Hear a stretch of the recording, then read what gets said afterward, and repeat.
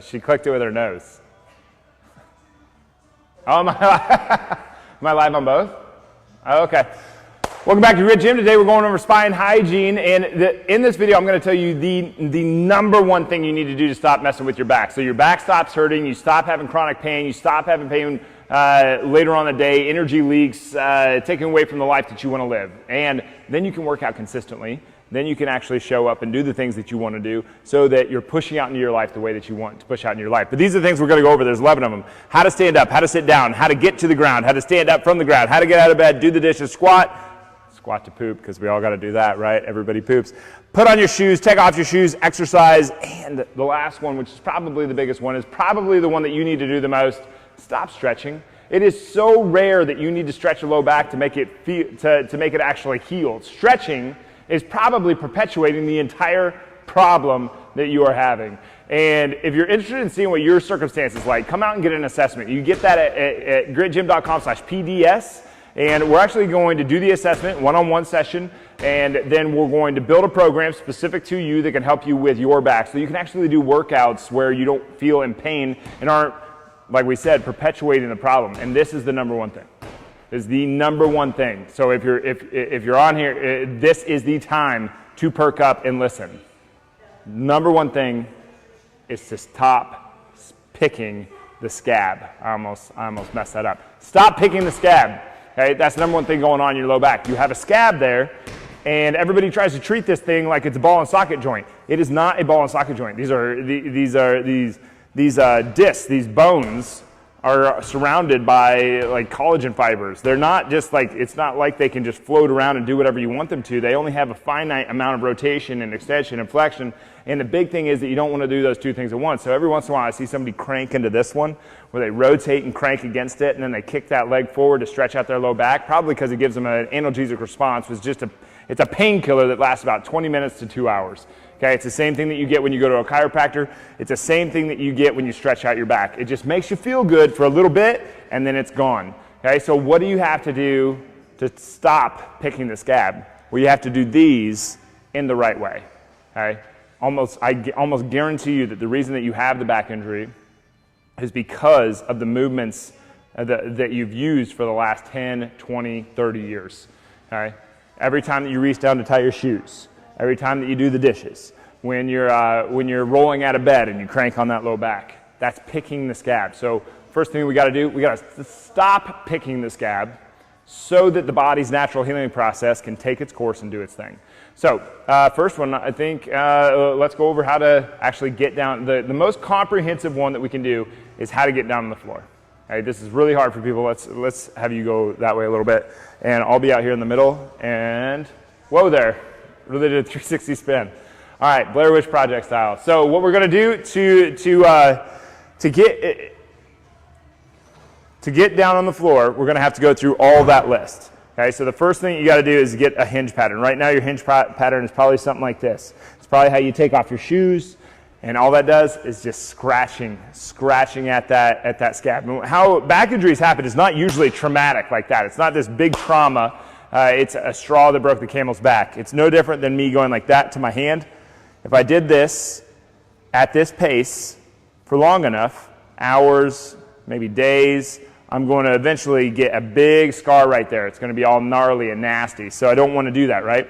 So what we're going to do is first we got to work on the hinge. We got to be able to sit back into our hips, use our glutes, and we're going to do that. We're going to have that middle part of our hand, and we're just going to slide that down the thigh, really pushing back into the muscle there and get to the top of that kneecap. Okay, this is a position you have to master. Okay, so spend some time there. If the back moves at all, we did it wrong. You got to start over again. So you're pushing, sitting back into the hips. You should feel your glutes. We don't want the pelvis to move. We want the relationship between your low back, between your spine of the low back portion of your spine, that's what I was trying to say, and your pelvis. We want that relationship to stay the same. Okay, so we're hinging back, getting right on top of the knee. Okay, come back up. We should use the hips to do that. Okay, so we're sliding our hands down. Okay, and then if we had to sit, we could tilt back, but we're going to come down, get in this position. All right, from here, we can use our hands out for balance, but we have to take one step back and we go into basically a lunge or a split squat, right? Now we've got one knee down, okay? Now we get to take this other knee, put it back. Now we get to slide down again, back into the hip, so you can get one hand on the ground, and then you're gonna crawl out. You see how my back has not moved yet? And then I'm going to do basically just let myself down to the floor. Now, here's the thing. You've got to roll, okay? If we do it like this, look at me. My arm is stopping me from going over. So I need to be able to reach one arm out. Okay, now this is where most people do. They go like that. But now we're still twisting here. All right, what we have to do is drive this foot backing up as we push with our arm. Okay, so we're looking over the top of that shoulder, drive the foot, push with the arm, and we've rolled. Okay, now we can do whatever we needed to do on our back, right? Now, how do we get back over? Well, we've got to drive with our hip, we've got to reach with our arm until we flow over. Now, this is the one where everybody messes up because they go like this to stand up, or they kick their butt up in the air. Get your elbows underneath you and shimmy back into your hips, pushing your butt back that way, not trying to push yourself up. Don't try to do a push-up. Get where you're strong, okay? In wrestling, we used to have to do that all the time because in wrestling, you've got a guy behind you, and so you're not going to be able to just, like, I weigh 235 pounds. If there's a 235-pound guy on top of me, you want to keep me down, I don't care how hard I push. I might be able to push him up if I'm strong enough. It's going to be a lot easier to just get myself back up by pushing back that way. All right, so now that I've gotten up to this position, now I can sit up nice and tall. I can put one foot up, and I can stand. Okay, that's the most comprehensive one, getting down and getting back up. Okay, but that's how you have to get down, how you have to get back up, how you have to roll out of bed, how you have to sit down. So if I'm going to sit down on the toilet and I've got a lot of issues with my low back and I need to grab something like Stacy the iPad, I'm going to hinge back into my hips like that, right? So you got a lot of back issues, slide the hands down, hinge at the knee to be able to sit down, okay? And then to come back up. You've got to stop picking the scab. What about putting on your shoes?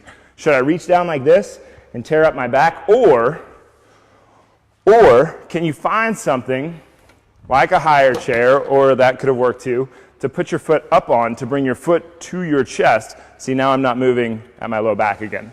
Okay, same thing with picking something up, with any of these movements. So getting out of bed, picking something up off the floor. Is this better or is this better? Okay, people don't realize how often they're picking that scab over and over and over again. How do you brush your teeth at night? When you go to spit out the toothpaste, how do you do it? Okay, when you're sweeping, how do you do it? When you're doing the dishes, how do you do it? When you're putting on your shoes, how do you do it? When you lay down in bed and get out of bed, how do you do it? When you stand up off of the toilet, how do you do it? All these little, when you get out of the car, how do you do it?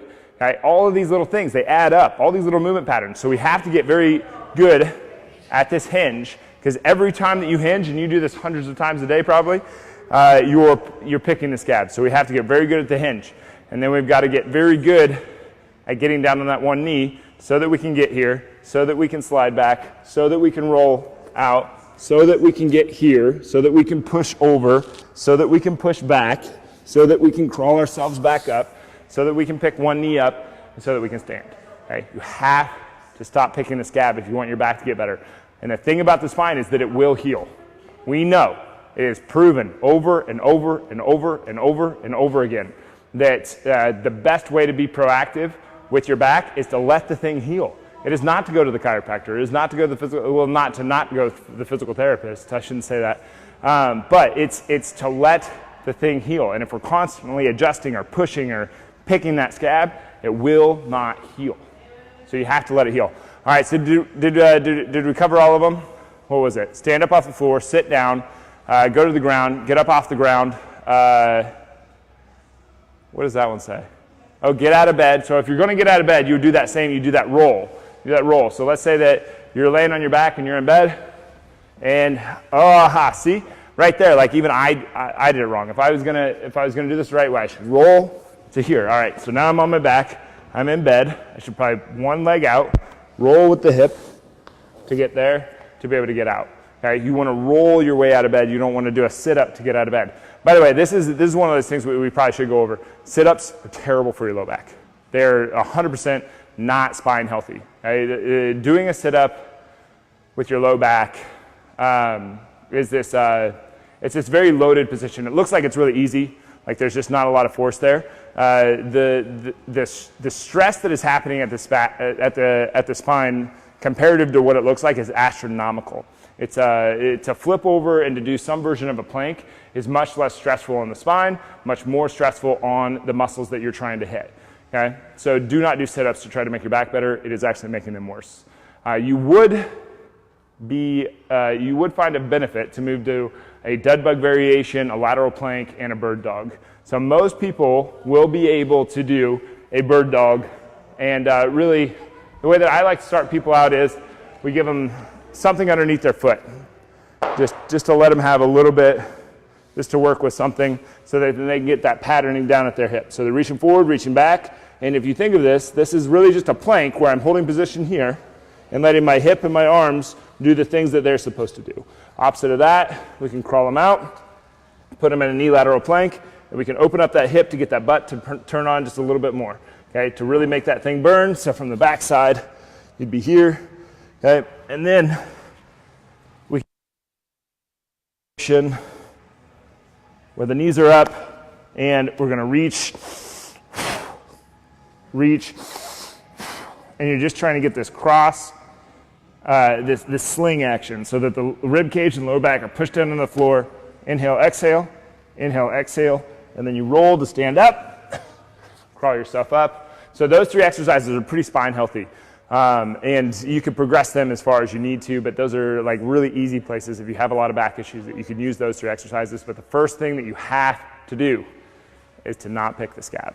Do not pick the scab. And if you're interested in learning more about this stuff, go to gritgym.com/PDS, sign up for a program design session, come out here, talk with us, and we usually show you a few different ways to help you out with this. And really, there's just no substitute for somebody else watching you do your movements, because it's really hard to see yourself, right? It's basically like you're too close to the picture. You're the portrait inside the frame, and it's really hard to see yourself when you're in there. So much easier to have a qualified professional watching you. So gritgym.com/PDS will help you out a lot, but you have to stop picking the scab.